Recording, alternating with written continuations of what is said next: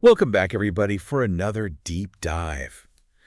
This time we're going to be tackling a concept that is pretty central to Christianity, Cool. separation from the world. Yeah. And we're going to be looking at it through the lens of this really interesting poem that we found on thickshades.com. Cool. Now, Sounds interesting. I do want to say up front,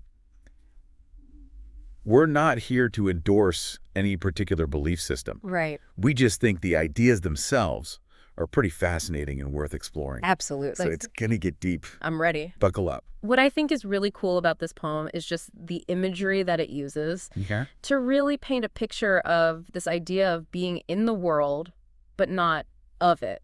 Yeah. Like walking that eternal line that it talks about.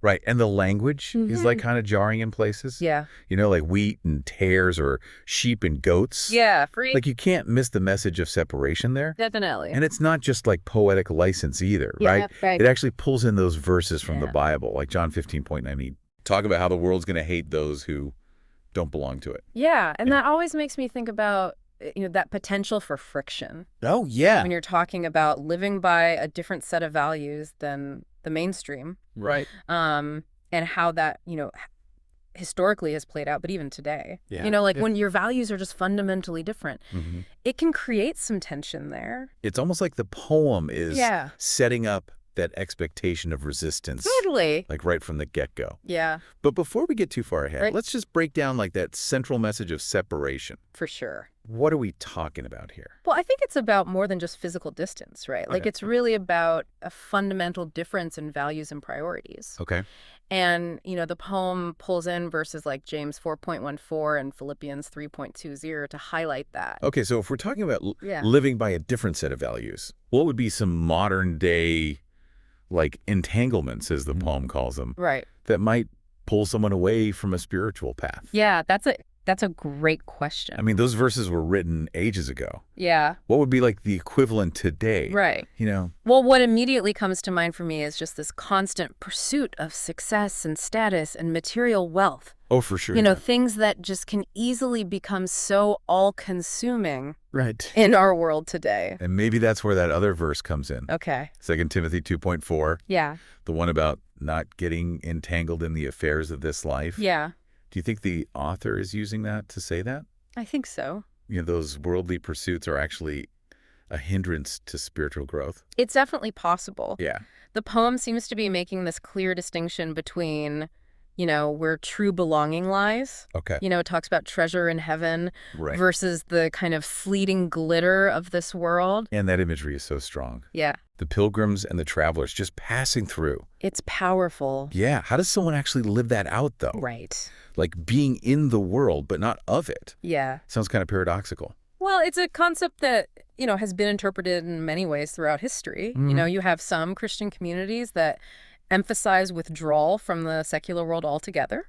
Okay. And then you have others that really focus on engaging with the world, but maintaining that distinct spiritual identity. So maybe it's less about physical separation Yeah, and more about like an internal I think so. shift in perspective. Exactly. It's about, aligning yourself with a different set of principles Okay. and striving to live those out, even amidst a world that may be operating by, a very different set of standards. But it goes beyond just living differently. Right. Right. It brings in Matthew 7.21, Okay. this idea that true faith is shown through actions, Yeah. not just words. Got to walk the walk. Exactly. But how do we actually do the will of the Father? In a practical sense, Yeah. what does that even look like? That's where things get interesting. Right. Because, different Christian traditions have their own interpretations Right.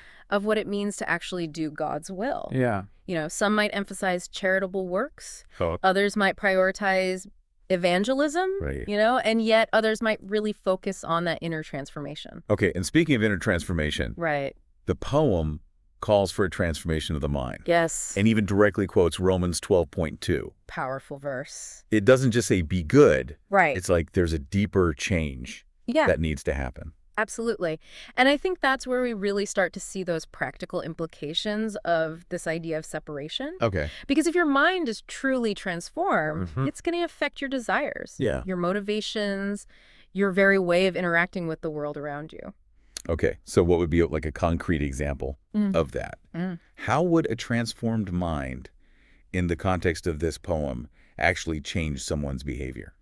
Well, for starters, it might mean choosing generosity over greed, Okay. humility over pride, service over self-interest. Right. It's about rejecting the patterns of this world, as the poem says, Mm-hmm. and embracing a different way of being. It's interesting how it contrasts those two, Yeah. the sons of God Right. with the children of the world. Yeah. It almost sets up these two different It does. paths and destinies. Yeah, and that contrast is crucial to understanding, I think, the poem's message. Yeah. Because it's saying that the choices you make, the values you embrace, they ultimately determine, where you belong in a spiritual sense. But belonging to this other group, Right. this sons of God, Yeah, doesn't come without its challenges. for sure. The poem even says, though, tribulation you may face. Yeah. And it quotes John 16.33 about the world's hatred. Powerful stuff. Yeah. It's a stark reminder that living a faith-driven life, especially one that emphasizes separation from the world, can lead to opposition and conflict. Definitely. And we've seen that play out through history, haven't we? Oh, yeah, time and time again. Yeah. And what we don't want to get into specifics. Right. I think it's important to at least acknowledge that Yeah. the poem isn't shying away from that reality Rightly. of the potential persecution. Yeah, it's being upfront about the costs Right. of embracing this path. But it's also offering this profound message of hope. Yes, absolutely. Yeah, like it ends on this note of Yeah. eternal life. It does. And home awaits in heaven's bliss. Powerful. It almost suggests that, like, the struggles of this life Yeah. are worth it Mm. in light of that ultimate reward. And that brings us to another fascinating aspect of this whole concept, right? Sure. This idea of the afterlife. Mm-hmm. Because it's not just talking about separation in this life. Right. It's pointing to a future reality Mm. that transcends our earthly experience. Yeah, it's really interesting how the poem connects this idea of separation to the concept of identity. Mm-hmm. It's not just about like physical separation or even just different values, Yeah, but about belonging to a different realm, Yep. a heavenly kingdom. You're right. It uses that term citizenship, Yeah. which really makes you think about, where your true allegiance lies. Right. If you're a citizen of heaven, as the poem suggests. Yeah. How does that impact your actions and decisions here on earth? That's a great question. Yeah. And I don't think there's one easy answer. Right. It's more about kind of living in that tension Mm. between those two realities, the earthly and the eternal. Right. Fulfilling our responsibilities here Yeah. while keeping our ultimate destination in mind. And that's where it gets tricky, right? It is. Because the poem's full of warnings about getting too caught up Yeah, in worldly affairs. for sure. Even quoting that verse about not getting entangled. Right. It's Yeah. a delicate balance, for sure. Yeah. And the poem uses those stark images, like the Mhm. separation of wheat and tares, Right. to really drive home the point Yeah. that there's a clear distinction Okay. between those who are truly following this path Yeah. and those who may just be going through the motions. It's almost like a test of authenticity. Yeah, I think. Like true faith isn't just about saying the right words. Right. It's about living a life that reflects that inner transformation. Absolutely. That renewed mind that Romans 12.2 talks about. Yeah, powerful stuff.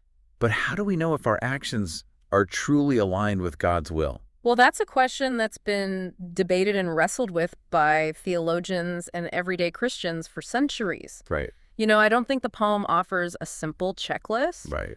but it does provide some clues. Okay. It talks about rejecting worldly patterns like greed and pride. And embracing things like humility, service, love. Exactly. It's about living a life that's countercultural. Even radical in some ways. Yeah.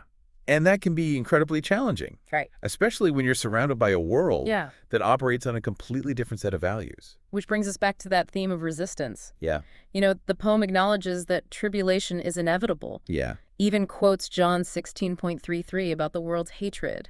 Tough skill. Yeah, it's a sobering reminder that Yeah. choosing this path of separation often comes with a cost. Yeah. And that cost can be significant, Yeah, even dangerous in some cases. right. Throughout history, we've seen countless examples Mm, of individuals and communities being persecuted, even killed, right. for their beliefs and their commitment to living differently. Yeah, I think it's important to acknowledge that reality, I agree. even though it can be uncomfortable to talk about these things. Yeah, for sure. The poem isn't sugarcoating the potential difficulties, Definitely not. but it's also not leaving us without hope. Absolutely. Baby. In fact, I think it's the hope. of something beyond this world, Okay. something eternal Hmm. that gives this idea of separation its ultimate meaning. Okay. It's about living with a different set of priorities, Right. rooted in a deeper, more lasting reality. That line about death holds no eternal sting for those who are sons of God. Oh, yeah. That is so powerful. Yeah. How do you think that kind of perspective, might impact a person's It's profound. approach to life? Yeah. Their fears, their decisions? It's a profound thought, isn't it? Yeah. If we truly believe that death is not the end, Mm-hmm. but a transition to something greater, Right. it can really free us from that fear of the unknown Okay. and allow us to live more courageously, more Yeah. joyfully Mm. in the present. I see what you mean. Yeah, It's almost like it shifts the entire focus from Yeah. the temporal to the eternal. exactly. It's not about clinging to this life, Right. but embracing the promise of something more. And that ties in with the poem's imagery of, Right. treasure in heaven Yeah. versus the fleeting glitter of this world. It's a call to reevaluate our priorities, Absolutely. to consider where we're investing our time, our energy, and ultimately our hearts. Yeah, where are you putting your treasure? The poem uses that really evocative phrase where moth can't eat. It's a good one. It's a reminder that, the things we often chase after Yeah. in this world are ultimately temporary, Mm? subject to decay and loss.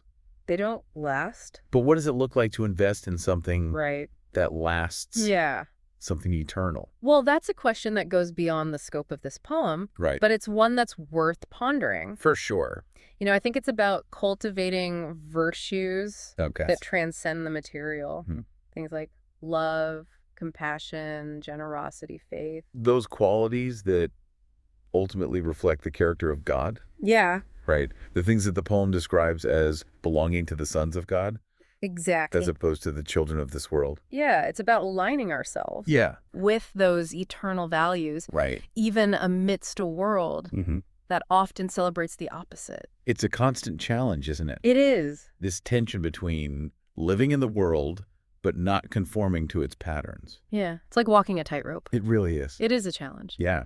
But I think the poem offers a compelling vision Mm-hmm. of what's possible Okay. when we embrace that tension, Okay. when we choose to live differently. You're right. It's not about escapism. No. It's about engagement with the world, Yeah, but on different terms. different terms for sure. Terms that are dictated by a deeper set of values, Yeah. a higher purpose. And that's where that inner transformation comes in again. Right. Because it's only through a renewed mind, a heart aligned with God's will, Right. that we can truly navigate that tension Right. and live out the message of this poem.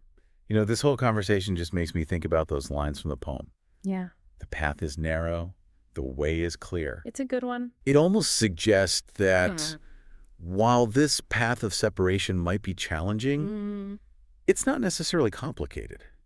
That's an interesting observation. Yeah. Perhaps the simplicity lies in the surrender Mm. and letting go of our own desires Right. and embracing God's will, Yeah. even when it goes against the grain of the world around us. It's a lot to unpack there. A lot to unpack. And I think we've covered a lot of ground We have. in this deep dive. Feels like we've only just scratched the surface here. Yeah, there's so much depth to this idea. Yeah. You can approach it from so many different angles. Right. But even just focusing on this poem, I'm really struck by how it manages to capture both the challenge and the beauty Mm-mm. of this way of life. Yeah, you're right. It's not shying away from those potential difficulties. Oh. The tribulation, the world's hatred. Right. But it also paints this really vivid picture of the ultimate reward It does. that home awaits in heaven's bliss. Yeah. And that contrast is so important. Yeah. Because it highlights that idea, Right. that this life with all of its trials and temptations is ultimately temporary. Mhm. It's a preparation, a pilgrimage, as the poem says, Yeah. leading to something so much greater. I keep coming back to that line. Yeah. The glitter fades. Yeah. The shadows fall. This world is not your home at all. It's powerful. It's such a stark reminder It is. of just how fleeting Yeah. so much of what we chase after in this life is. It really makes you question, Yeah. what are we truly building? Right. What will last? Mm. Where are we investing our time, our energy, Yeah. our hearts? Yeah, those are big questions. They are. And I think that's one of the things that this poem does so well. Yeah. It forces us to confront those deeper questions Yeah. about meaning and purpose and ultimately our eternal destiny. Exactly. Challenges us to reevaluate our priorities, Yeah. to consider what truly matters in light of eternity. It really puts things in perspective. Something else that really struck me Yeah. is how the poem connects this idea of separation to personal identity.